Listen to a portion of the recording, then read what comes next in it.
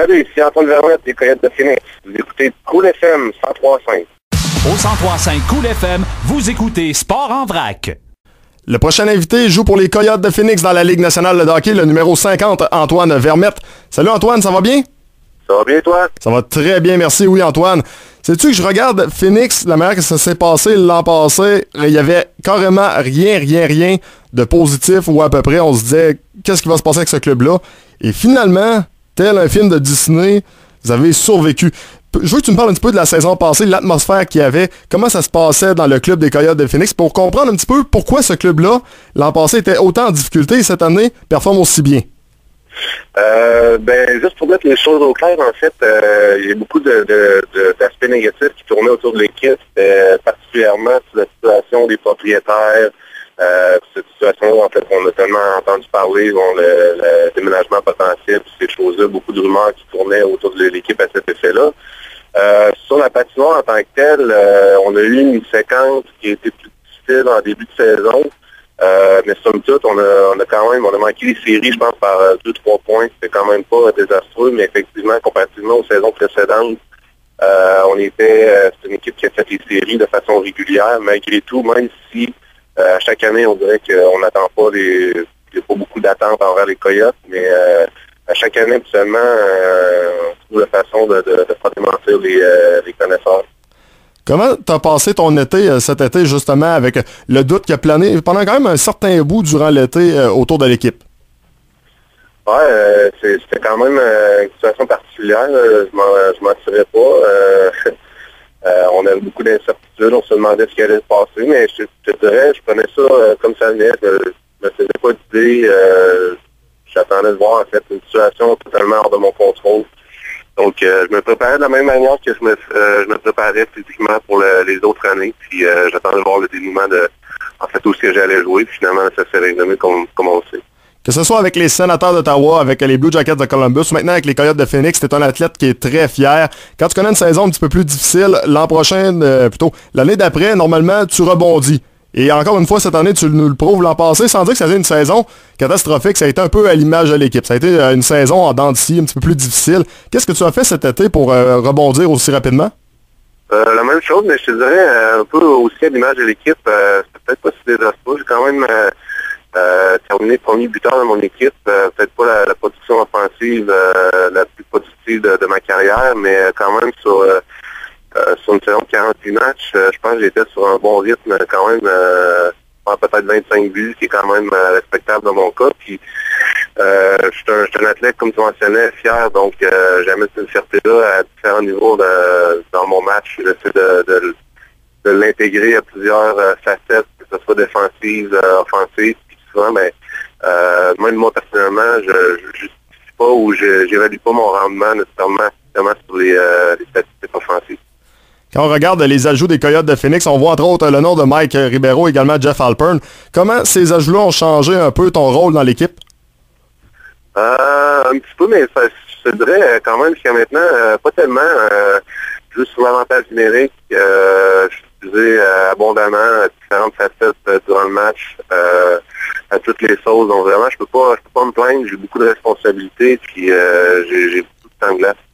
Est-ce que l'ajout d'un Mike Ribeiro peut te permettre un peu de te concentrer un petit peu plus sur ton jeu en général dans les deux zones, alors que, évidemment, Mike était pas là. Mike, on le connaît tous, c'est un joueur qui est offensif, on l'a connu du côté de Montréal. Défensivement, sans dire qu'il est mauvais, c'est pas un two-way player, c'est vraiment plus un joueur offensif. Alors que toi, t'es un two-way player, mais là, t'es capable de peut-être plus te soucier un peu plus de ta défensive? Je n'ai pas changé mon approche, effectivement. C'est la même approche. J'ai toujours, comme je mentionnais, j'ai toujours eu vraiment le sentiment que pour gagner, ça prend excelle à différentes sauces, différentes facettes du match. Puis c'est une approche que j'ai gardée. Avec l'ajout de Mike, évidemment, ça l'amène une autre dimension, ça nous amène un autre trio qui est menaçant pour l'adversaire. Puis je pense que ça fait en sorte qu'on a beaucoup plus de profondeur. Puis je pense que c'est la clé de notre succès offensivement. On marque beaucoup de buts présentement cette année, qui n'est pas nécessairement à l'image des Coyotes de Phoenix. Habituellement, on s'attend à une équipe qui performe bien, qui est très solide, mais qui gagne davantage de matchs serrés 2-1, 3-2, ou qui excelle défensivement. Donc cette année, c'est un petit peu différent. On trouve la manière de gagner. Beaucoup de matchs, on est revenu de l'arrière. On marque plusieurs buts. Puis je pense que ça revient au fait qu'on a une belle profondeur. Puis on ne suit pas nécessairement à un ou deux joueurs. Quand on vient notre alignement, les points sont distribués vraiment à plusieurs joueurs. Puis c'est ce qui fait notre force. Le fait d'avoir un gars comme Mike Smith aussi devant le filet, un des meilleurs gardiens de but de la Ligue nationale, ça peut vous permettre aussi de, des fois prendre ça un petit peu plus lousse? Non, pas plus lousse, vraiment pas. C'est un excellent gardien, il n'y a pas de doute là-dessus. Mais c'est sûr que notre approche à chaque match est la même chose. On veut vraiment travailler fort. C'est une équipe qui a une grande fierté sur notre éthique de travail. Puis on veut jouer serré, on veut donner des matchs difficiles à l'adversaire, on veut pas leur donner des chances faciles.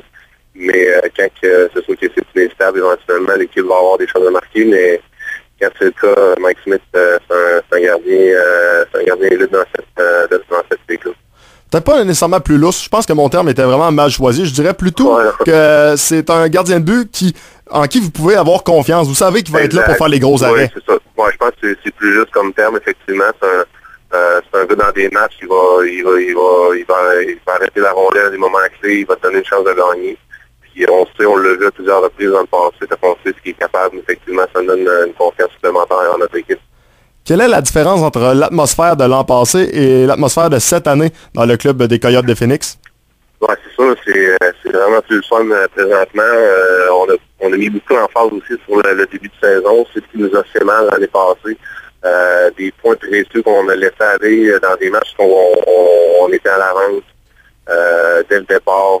Puis, ça fait la différence en fin de saison. Aussi, c'est tellement serré, particulièrement dans l'Ouest. Je ne sais pas si d'en regarder le classement, mais c'est très, très, très serré en ce moment. C'est pas une surprise. À chaque année, c'est la même situation, on dirait. Mais non, c'est sûr qu'on a eu un bon début de saison. En fait, les 3 premières games, on a eu 2 défaites consécutives au match 2 et 3.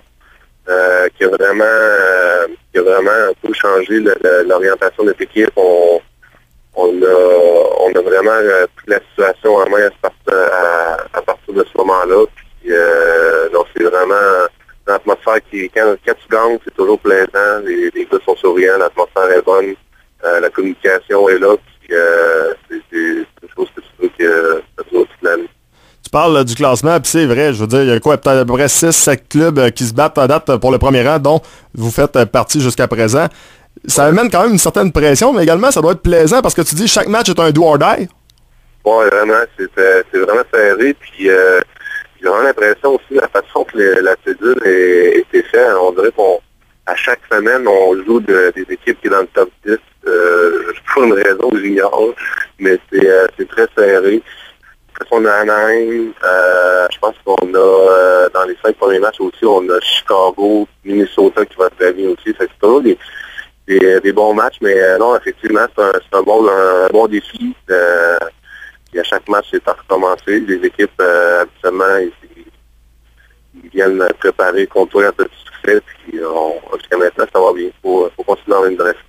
Tantôt, tu parlais des statistiques, tu dis, regarde, offensivement, c'est sûr que c'est plaisant de marquer des buts, c'est le fun d'avoir des mentions d'assistance, mais je base pas nécessairement mon jeu et je regarde pas nécessairement ça à 100%. Je veux dire, oui, c'est important, mais en même temps, je pense qu'une statistique dont tu dois être très fier cette année, jusqu'à présent, tu es plus 8 et l'an passé, tu avais tourné dans le coin de moins 3 environ. Donc, cette année, tu as un différentiel qui est positif. Pour toi, j'imagine que ça va être beaucoup plus valorisant. Oui, non, effectivement. C'est très valorisant quand tu peux avoir un effet sur des chiffres qui est visible comme ceux-là, des plus que les moins. Ça, des fois aussi, c'est embêtant. C'est une statistique des fois qui peut jouer, qui est douteuse dans le sens que des fois, tu vas accumuler des plus ou des moins d'un côté ou de l'autre, mais même si tu n'es pas impliqué dans le jeu, fait que des fois, ça prend avec un grain de sel. Là.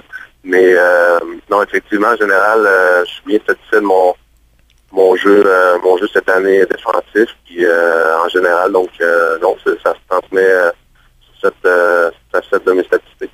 Après le premier quart de la saison, on peut dire que le bilan est positif, autant pour toi que pour les Coyotes de Phoenix. Quel est l'objectif, autant pour toi que pour l'équipe cette saison? Bon, on veut s'améliorer. Je pense qu'en partant, on n'est jamais satisfait. On parle beaucoup de notre début de saison, comment ça va bien, mais souvent dans nos séquences de victoire, on reconnaît ça dans des matchs qu'il y avait place à l'amélioration. Donc, c'est un peu à l'image de l'équipe. On veut continuer à s'améliorer, on veut gagner. On veut avoir la chance de participer à des séries éliminatoires. C'est toujours là la vraie saison. C'est là que en tant que joueur, c'est le plus plaisant. Puis on sait à chaque année, même si tu arrives 8e, premier, tu veux gagner, mais chaque année, ça recommencer, puis il n'y a jamais rien gagné d'avance. Donc, c'est donner une chance de gagner, puis de performer, puis de s'améliorer à chaque fois. Pour ceux qui ont vu peut-être un ou deux de vos matchs, on peut voir qu'Antoine Vermette semble vraiment s'amuser sur la patinoire et je pense que les gens en général, que ce soit de la Beauce, que ce soit du côté de Lobinière, que ce soit du côté de Québec, sont vraiment contents de voir Antoine Vermette retrouver le sourire sur la patinoire, s'amuser avec ses coéquipiers et voir les Coyotes de Phoenix performer parce que c'est le fun de voir un peu plus de compétition dans tous les clubs de la Ligue nationale et surtout du côté des Coyotes de Phoenix de vous revoir dans une position un petit peu plus favorable dans la Ligue nationale. Je pense que c'est pas mal tous les amateurs de hockey qui sont gagnants. Fait que un gros merci Antoine pour l'entrevue et meilleure des chances pour cette saison. Merci beaucoup, ça me fait plaisir. Bye bye. Salut, bye. Donc voilà, c'était Antoine Vermette, numéro 50 des Coyotes de Phoenix. Au 103.5 Cool FM, vous écoutez Sport en vrac.